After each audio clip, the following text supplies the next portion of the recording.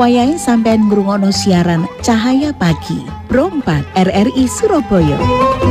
Pro 4 Suara Budaya Surabaya. Assalamualaikum warahmatullahi wabarakatuh. Waalaikumsalam warahmatullahi wabarakatuh. Alhamdulillahirabbil alamin wa bihi nasta'inu ala umurid dunya waddin. Wassalatu wassalamu ala asyrafil anbiya'i wal mursalin wa ala alihi wa sahbihi ajma'in, amma ba'd. Syukur alhamdulillah atas rahmat limpahan karunia Allah. Cak dan Ning pendengar RRI Pro 4 masih diberi kesehatan, kekuatan lahir batin, iman, Islam, sehingga pada pagi hari ini kita insya Allah dapat melaksanakan kegiatan kita atau aktivitas kita dengan keadaan sehat walafiat. Salawat dan salam kita curahkan kepada junjungan kita Nabi besar Muhammad sallallahu alaihi wasallam sebagai suri tauladan kita, pembawa risalah berupa ad-dinul Islam. Semoga kita semua dapat menjalankan sunnah-sunnahnya dan mencontoh akhlaknya dalam kehidupan kita sehari-hari. Kelak kita mendapatkan syafaatnya di yaumil qiyamah. Allahumma amin. Cak dan Ning Cahaya Pagi yang dirahmati oleh Allah, kajian kita pada pagi hari ini yaitu tentang kebebasan beragama. Kita akan meninjau pada 4 aspek dalam hal kebebasan beragama. Yang pertama, kita akan melihat pada aspek hak asasi manusia. Yang kedua yaitu konstitusi kita, yaitu Undang-Undang Dasar Negara Republik Indonesia. Kemudian wahyu Allah yang terdapat di dalam beberapa surat Al-Quran dan kisah yang ada di dalam hadis Rasulullah Shallallahu Alaihi Wasallam. Kalau kita melihat dari sisi aspek hak asasi manusia, maka kebebasan beragama itu Cak dan Ning adalah hak mutlak setiap individu kita untuk memilih atau menentukan keyakinan kita, untuk memeluk agama tertentu secara bebas atau merdeka tanpa ada paksaan dari siapapun. Itu kalau kita melihat dari sisi hak asasi manusia. Kita tidak boleh melakukan keyakinan kita di dalam tekanan siapapun, karena itu adalah hak individu kita untuk merdeka dalam berkeyakinan.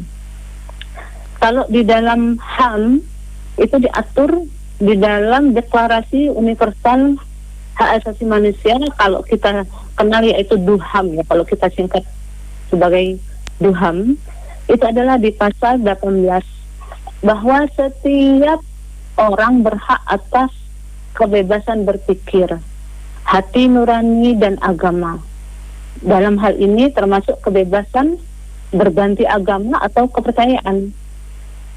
Dengan kebebasan untuk menyatakan agama atau kepercayaannya itu, maka dengan cara mengajarkannya, melakukannya, beribadah atau mentaatinya, baik itu secara personal atau sendiri ataupun bersama-sama, baik di muka umum ataupun sendiri. Seperti itu. Kalau kita melihat konteks kebebasan beragama secara hak asasi manusia. Tuh.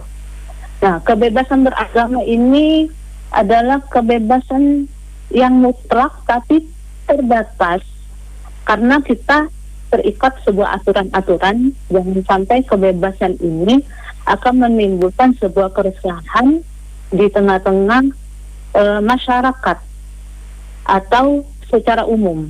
Kita boleh bebas, tapi kita terikat oleh sebuah aturan. Artinya tetap terbatas juga, tidak bebas yang tidak terkontrol seperti itu. Itu secara HAM. Kalau kita melihat dalam konteks wahyu Allah, undang-undang dulu ya. undang-undang atau konstitusi kita, terutama di Indonesia, yang diatur dalam Undang-Undang Dasar 1945, itu kita dilindungi oleh undang-undang. Jadi kebebasan beragama ini dijamin oleh undang-undang kita.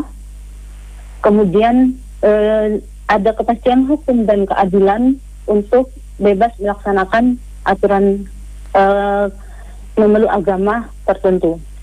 Kita lihat di pasal 28E misalnya, bahwa di ayat 1 itu setiap orang bebas memeluk agama dan beribadat menurut agamanya, memilih pendidikan dan pengajaran, memilih pekerjaan, memilih kewarganegaraan, memilih tempat tinggal di wilayah tertentu atau negara tertentu, dan meninggalkannya serta berhak kembali.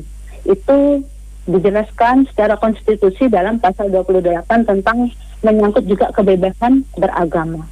Kemudian kalau kita lihat lagi di pasal 2, bahwa setiap orang berhak atas kebebasan meyakini kepercayaan, menyatakan pikiran dan sikap sesuai dengan hati nuraninya. Nah, ini penjelasan di pasal 28. Yang paling dominan menyatakan tentang kebebasan beragama ini adalah di pasal 29 ayat 1. Kalau kita lihat adalah bahwa negara kita ini adalah negara yang berdasarkan ketuhanan yang Maha Esa. Kita lihat kepada Pancasila. Pancasila yang pertama itu. Yang kedua, negara menjamin, ini di ayat kedua pada pasal 29, negara menjamin kemerdekaan setiap penduduk untuk memeluk agamanya masing-masing dan untuk beribadah menurut agamanya dan kepercayaannya itu. Inilah yang melindungi kita dari jaminan negara untuk kebebasan memeluk suatu agama.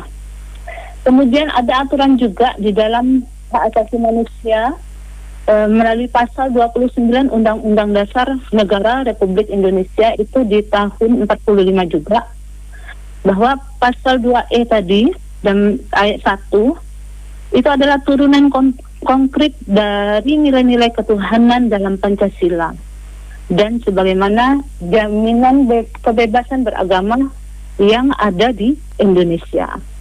Itu. Jadi itu secara konstitusi. Kalau kita melihat juga tadi secara HAM, kemudian konstitusi kita di Indonesia yang diatur dalam pasal 2829 tadi, kemudian kita melihat pada Al-Quran, beberapa surat yang ada di dalam Al-Quran itu terdapat dalam surat Al-Baqarah. Surat Al-Baqarah ini menyatakan bahwa la ikraha fid din qad tabayyana rusydu minal ghayy wa may yakfur bit-taghuti wa yu'min billahi faqad istamsaka bil urwatil wusqa la infisama laha wallahu sami'un alim. Di dalam surah Al-Baqarah ini disebutkan tidak ada paksaan dalam menganut agama atau dalam memeluk sebuah agama. Sungguh jika telah jelas jalan yang benar dari jalan yang sesat, siapa yang ingkar kepada taghut dan beriman kepada Allah, sungguh telah berpegang teguh pada tali yang sangat kuat yang tidak akan putus. Allah Maha mendengar lagi Maha mengetahui. Itu di dalam surah Al-Baqarah. Kemudian ada lagi surat yang lain menjelaskan, misalnya di dalam surat Yunus ayat 99.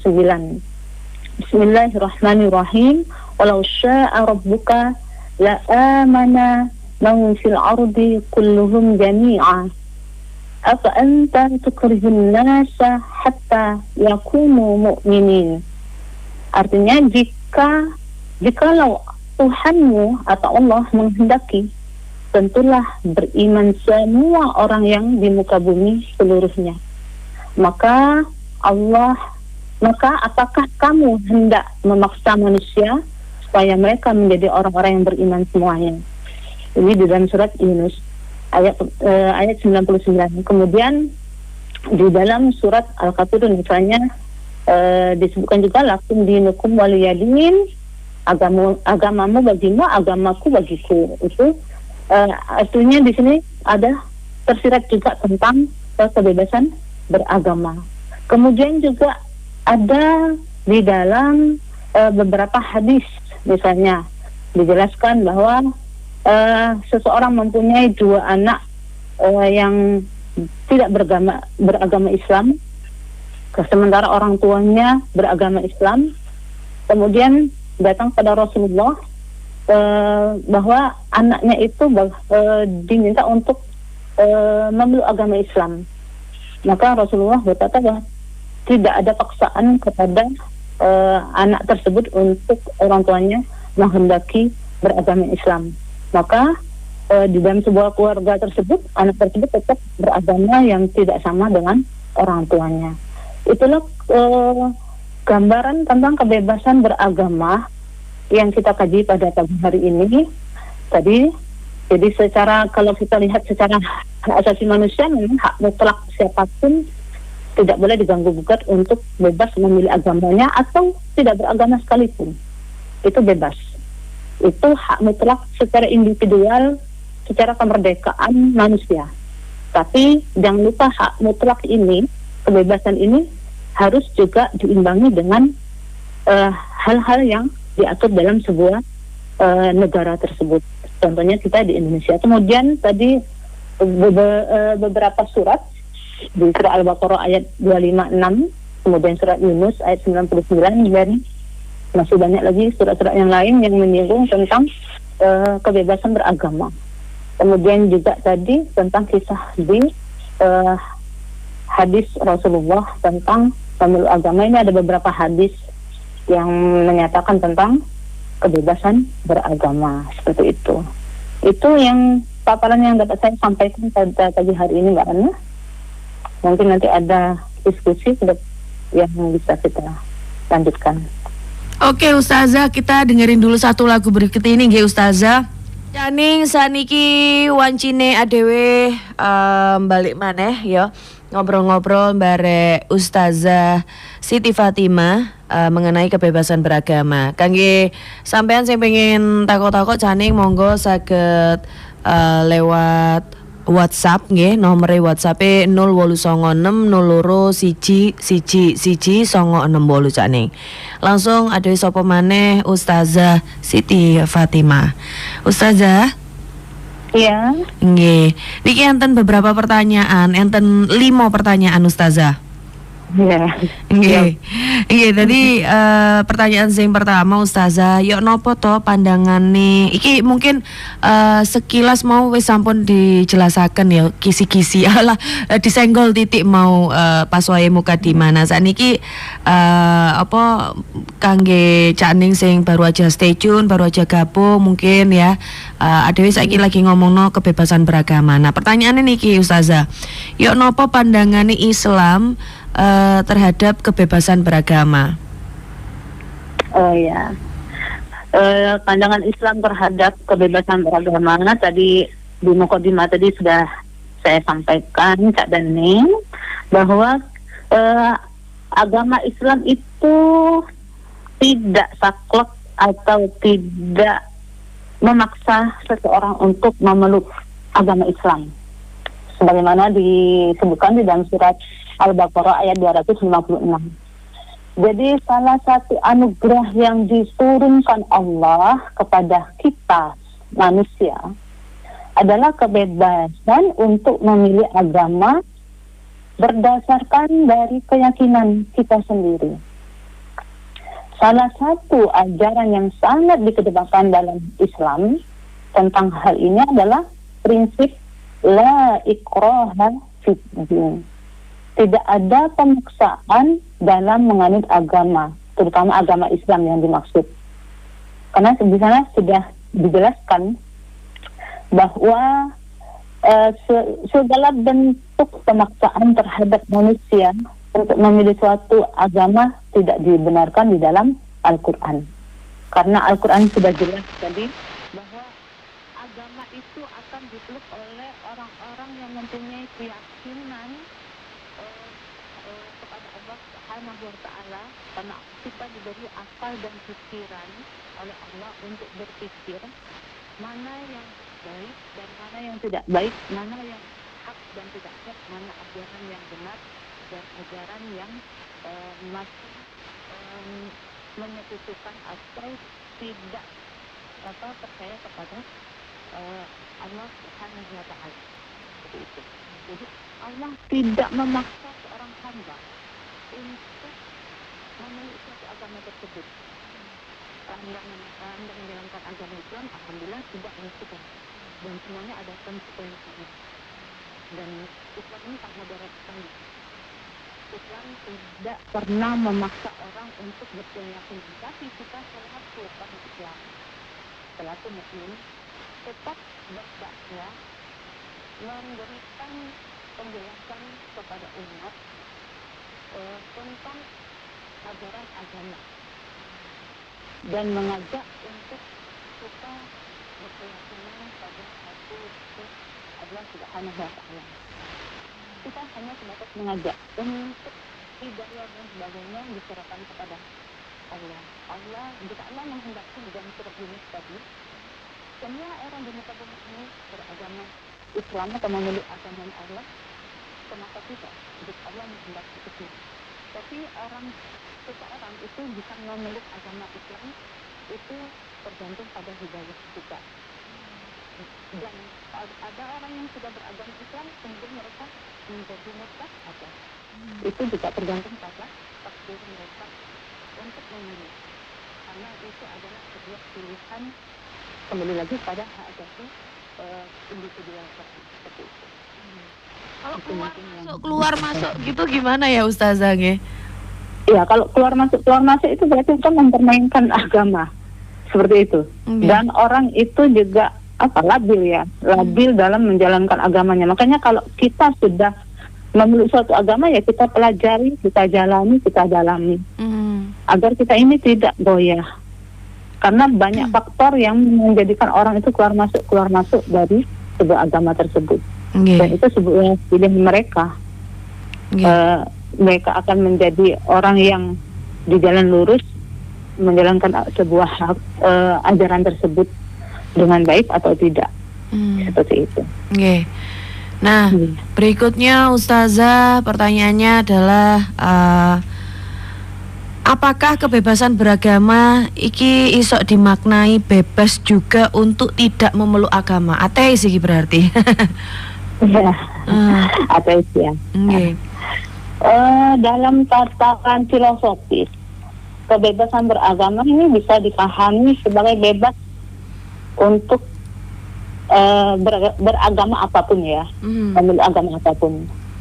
Tapi sekaligus juga bisa bebas untuk tidak beragama, itu secara individual. Tapi di negara kita ini ada 6 agama yang diakui oleh pemerintah kita.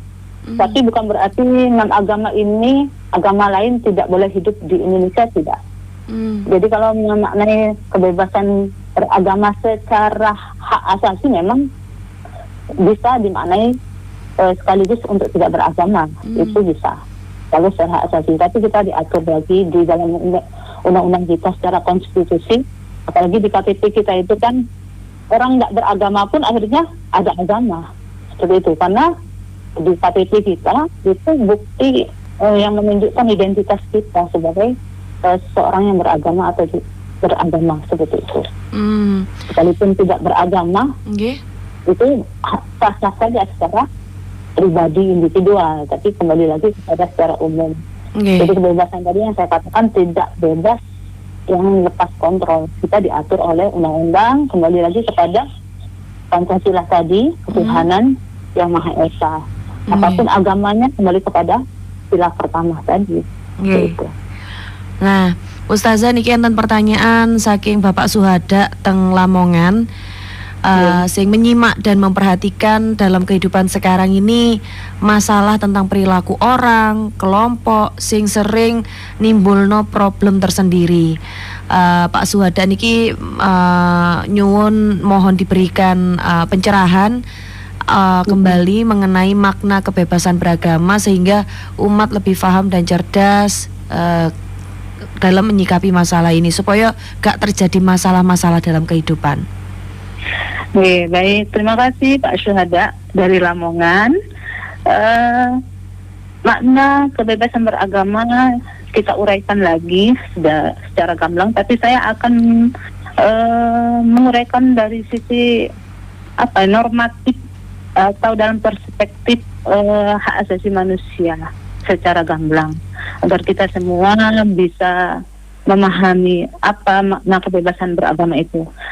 Setidaknya kalau dilihat dari sisi hak asasi manusia ini, kita bisa melihat pada 8 aspek. Pertama, kebebasan internal. Internal itu individu kita, bahwa setiap orang mempunyai hak bebas berpikir, berkeyakinan, beragama, itu hak internal kita. Makna kebebasan beragama tadi. Nah, ini mencakup kebebasan untuk menganut atau menetapkan agama atau kepercayaan atas pilihan kita sendiri, termasuk kita berpindah agama atau berpindah keyakinan. Itu kalau kita lihat secara hak individual, secara internal.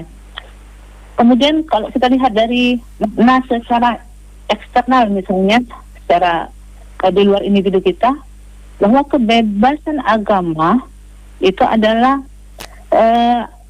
baik secara individu atau di dalam masyarakat atau di tengah publik, bagaimana kita memanifestasikan sebuah agama atau keyakinan itu dalam ajaran atau peribadatan kita, dalam kita menjalankannya, seperti itu.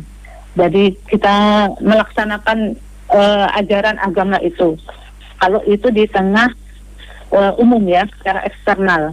Kemudian kalau kita lihat juga dari sisi tidak ada paksaan, karena bebas itu ada berarti tidak terpaksa.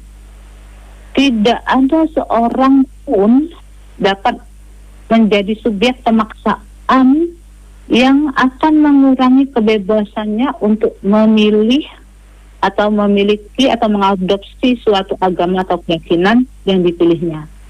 Itu kalau kita lihat dari sisi pemaksaan. Jadi bebas itu artinya tidak terpaksa. Kemudian tidak ada diskriminatif di dalam melaksanakan agama. Contoh, negara kita berkewajiban untuk menghormati dan menjamin kebebasan beragama atau kepercayaan setiap individual dalam sebuah wilayah kekuasaan tertentu. Kita tidak membeda-bedakan orang ini dari suku mana, warna kulitnya apa, jenis kelaminnya apa, bahasanya apa, agamanya apa. Artinya sama. Tidak ada diskriminatif dalam memeluk agama. Jadi jangan sampai yang yang agamanya tidak banyak, misalnya di Indonesia lebih banyak menganut agama Islam, maka agama yang selain Islam misalnya ada perbedaan dalam sebuah perlindungan memeluk agamanya, seperti itu. Itu dari sisi diskriminasi. Jadi kebebasan memeluk agama itu bisa kita maknai dari berbagai macam sisi. Nah, di dalam keluarga juga hak dari orang tua dan wali, misalnya negara berkewajiban untuk menghormati kebebasan orang tua atau wali yang sah. Jika ada untuk menjamin bahwa pendidikan agama dan moral bagi anak-anaknya sesuai dengan keyakinannya sendiri. Jadi makna kebebasan beragama di sini saya kupas dari sisi HAM itu tadi dari sisi internal, eksternal, kemudian tidak ada paksaan, kemudian tidak ada diskriminatif.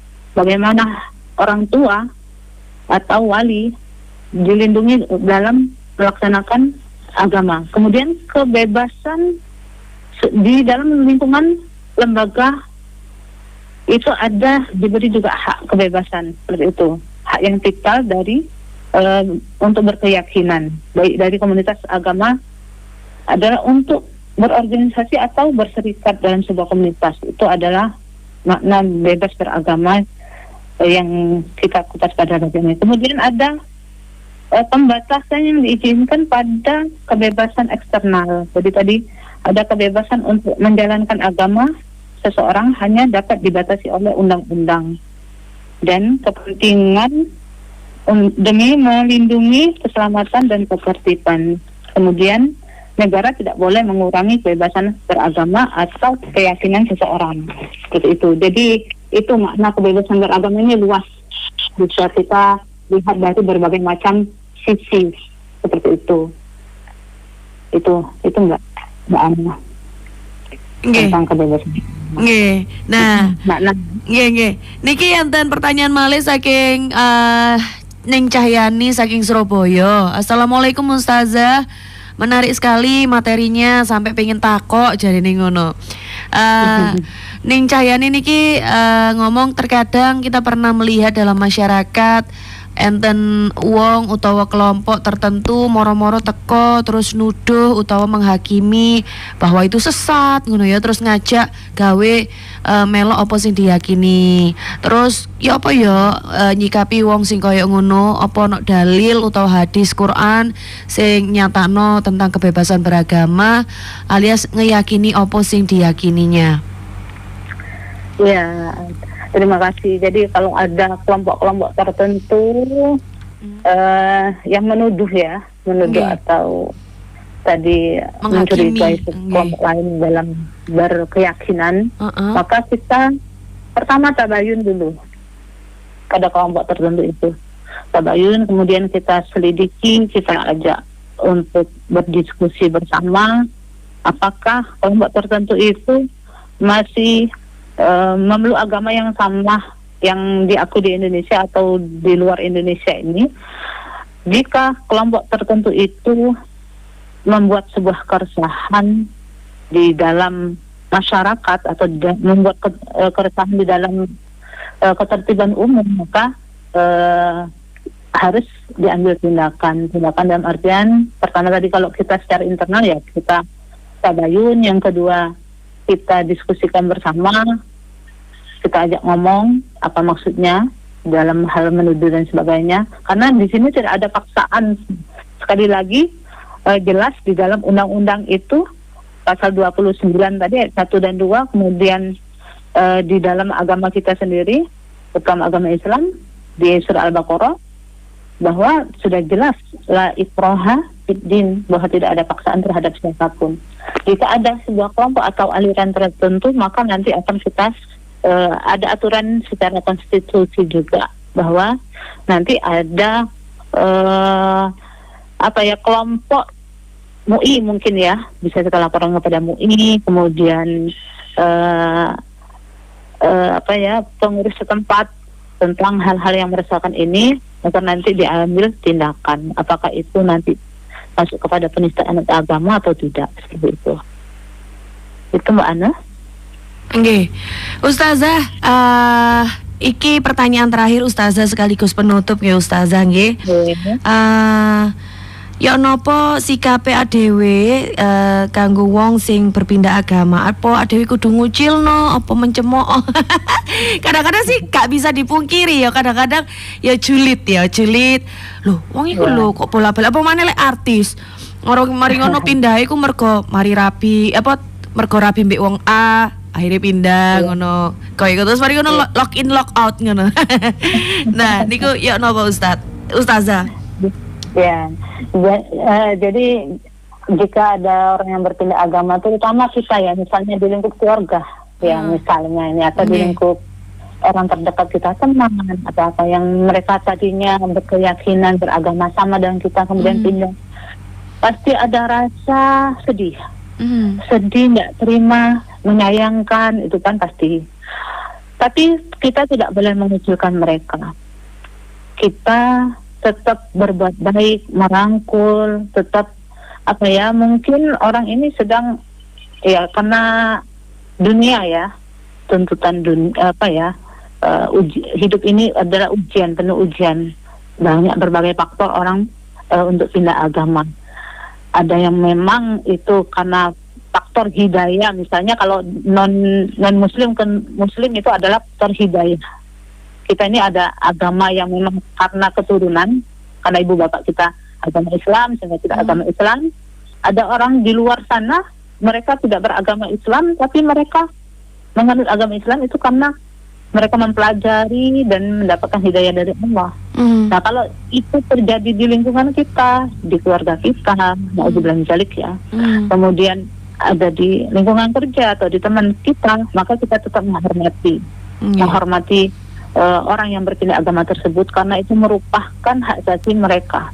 Hak asasi mutlak mereka, nggak boleh kita memaksa, tapi kita tetap berdakwah, mengajak, menasehati, sebatas itu saja. Sekalipun itu orang tua kepada anaknya, kalau anaknya tidak mau memeluk agama Islam atau anaknya keluar dari agama Islam, tidak bisa berbuat apa-apa karena itu dilindungi oleh undang-undang juga. Undang-undang HAM kita melindungi, dan agama kita juga agama yang ada di tengah-tengah, dan sudah disebutkan bahwa tidak ada paksaan. Sekalipun orang itu berpindah agama sekian kali, sudah kembali kepada individual resiko yang mereka ambil.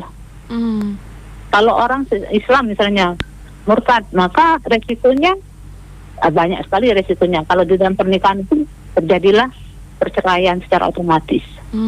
Ketika suami istri berpindah agama, akan nanti berimplikasi kepada hak waris. Orang yang tidak seagama itu tidak, kalau di dalam Islam tidak mendapatkan hak waris. Itu banyak sekali implikasinya, resikonya. Yang kedua, di hadapan Allah jelas orang yang pindah agama itu luar biasa dosanya, seperti itu. Apa yang diamalkan dari dia bayi sampai dia memeluk agama lain selain Islam, misalnya kalau ini orang Islam, maka habis semua nilai pahalanya. Seperti itu. Beda dengan orang yang baru masuk agama Islam, orang yang dari nol kemudian masuk agama Islam, itu luar biasa. Pahala dan dijamin oleh Allah. Insya Allah surga ya. Kalau orang itu non muslim masuk muslim kemudian betul-betul mentaati, seperti itu. Makanya akal dan pikiran kita ini harus kita gunakan terus untuk berpikir agar selalu mendapatkan hidayah. Intinya kalau terjadi di lingkungan kita hal yang seperti itu, kita tetap menghormati, menghargai, kemudian kita harus toleransi terhadap orang yang berbeda agama dengan kita, sekalipun itu di dalam lingkungan keluarga atau di lingkungan rumah kita. Ketika mereka beragama, menjalankan ibadahnya, ya sudah kita hormati, kita toleransi, tidak mengganggu. Jangan mengganggu atau mengusik agama seseorang, walaupun dalam satu rumah. Ya sudah, kita hormati, kita hargai, dan kita saling saling pengertian terhadap hak orang memilih agama tertentu itu. Itu Mbak Ani. Ya pun kalau gitu Ustazah matur nuwun sudah memberikan mukadimahnya pagi ini. Sehat selalu Ustazah, moga-moga kita bisa ketemu lagi di lain kesempatan ya Ustazah. Amin. Sama-sama. Terima kasih juga. Mohon maaf jika ada kekurangan dalam penyampaian kajian kita pagi hari ini. Terima kasih Mbak Ana dan pendengar RRI yang dirahmati Allah. Amin amin. Assalamualaikum warahmatullahi wabarakatuh.